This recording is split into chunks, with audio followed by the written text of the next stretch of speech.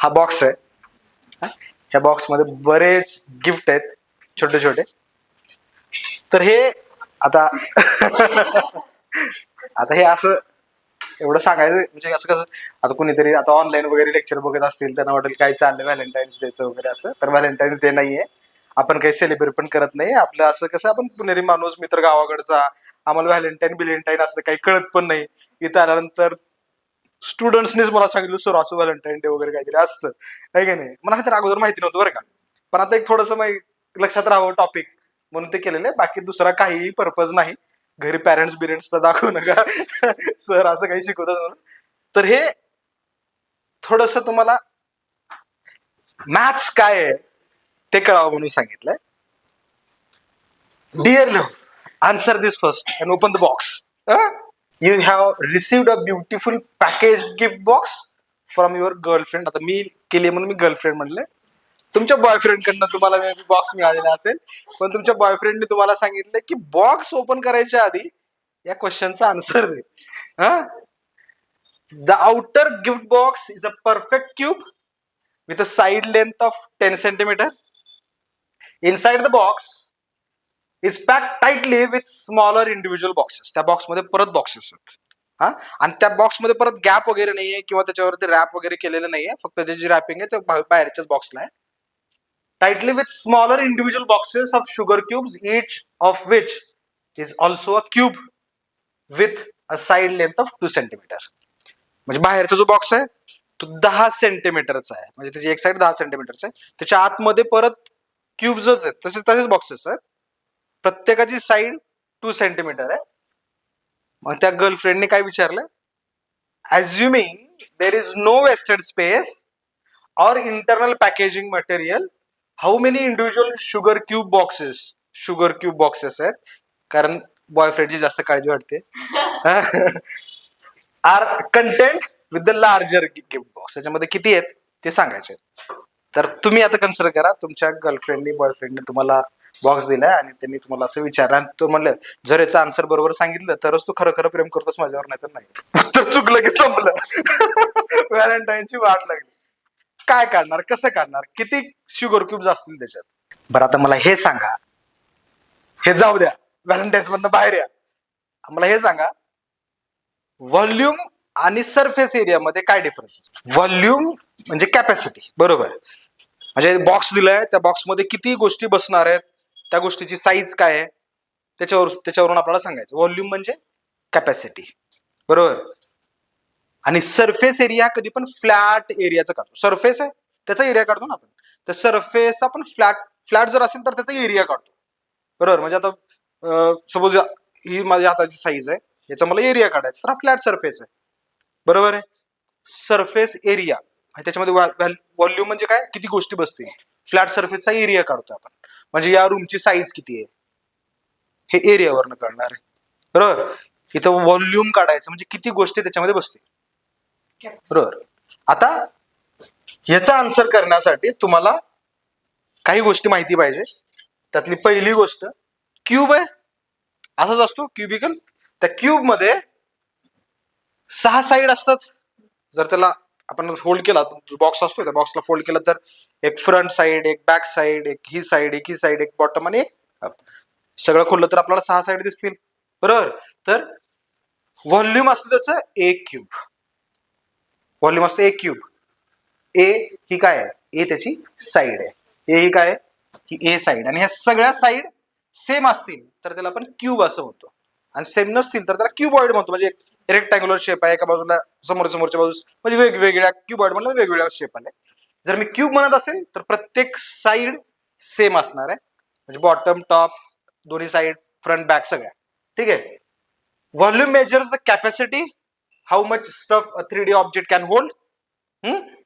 A cube is a 3D solid object bounded by 6 squares. In a cube, the length, width and height are all equal. म्हणून आपण त्याला काय म्हणतो, A side सगळं same असणार आहे, ठीक आहे. व्हॉल्यूम काय आहे, ए क्यूब. आता हे जर कळलं असेल तर याच्यावरून आपल्याला या क्वेश्चनचं आन्सर करायचं. त्याने काय सांगितलं, एक मोठा बॉक्स आहे. आता हा क्यूब आहे बरं का, क्यूब कन्सिडर करा. आता त्या क्यूब मध्ये त्या क्यूबची साईड काय सांगितली आहे? 10 सेंटीमीटर सांगितली. आणि त्याच्यामध्ये असे छोटे छोटे बॉक्सेस असतील काहीतरी, त्याच्यामध्ये काही स्पेस नाही, काही रॅपिंग नाही आहे. प्रत्येक बॉक्सची जी साईड आहे ती आहे 2 सेंटीमीटर. आता जो मोठा बॉक्स आहे त्या मोठ्या बॉक्सचा व्हॉल्यूम किती येईल? 10⁻³ म्हणजेच 1000 येईल, बरोबर ना. आणि जे छोटे बॉक्सेस आहेत ते छोटे बॉक्सेस 2⁻³ म्हणजे किती येईल? 8. मग मला याचं व्हॉल्यूम काय आहे? 1000. मोठ्या बॉक्सचं व्हॉल्यूम काय? 1000. 1000 डिवायडेड बाय 8 किती? 125. बरोबर आहे. म्हणजे 125 हे असे छोटे छोटे बॉक्सेस याच्यामध्ये बसतील. 125 स्क्वेअर क्यूब्स त्याच्यामध्ये बसणार आहेत. कळलं? बॉयफ्रेंडने आन्सर दिले, गर्लफ्रेंड खुश झाली. पण याच्यासाठी हे बेसिक मॅथ्स आहे, एवढं कळायला पाहिजे, यायला पाहिजे. क्लिअर आहे? नक्की. आता ह्याचं युनिट काय असतं? आता जर मी तुम्हाला म्हणालो हा एरिया आहे, सॉरी हे स्क्वेअर आहे, हा स्क्वेअर आहे, सगळ्या साईड असे सेम आहे असं कन्सिडर करा. स्क्वेअर आहे, स्क्वेअरची ही साईड 2 आहे, तर याचा एरिया काय असेल? 4. ह्याची जी साईड आहे, साईज आहे 2 सेंटीमीटर आहे, तर एरिया ऑफ स्क्वेअर माहिती आहे आपल्याला, साईड स्क्वेअर असतो. किती येणार? 2 × 2 4. 4 काय युनिट काय? हा, स्क्वेअर सेंटीमीटर. Square centimetre. आता ह्याला डिकम्पोज करा. स्क्वेअर सेंटीमीटर म्हणजे काय? Centimetre into centimetre. म्हणजे या मोठ्या सरफेस मध्ये असे किती स्क्वेअर बसणार आहेत?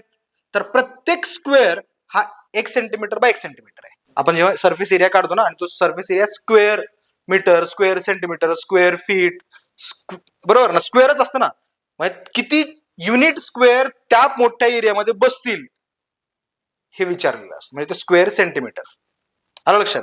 तसं जेव्हा आपण व्हॉल्यूम काढतो तेव्हा व्हॉल्यूम क्युबिक मीटर मध्ये नसतो, क्युबिक सेंटीमीटर म्हणून आपण. आता इथे सेंटीमीटर युनिट आहे, त्यामुळे क्युबिक सेंटीमीटर.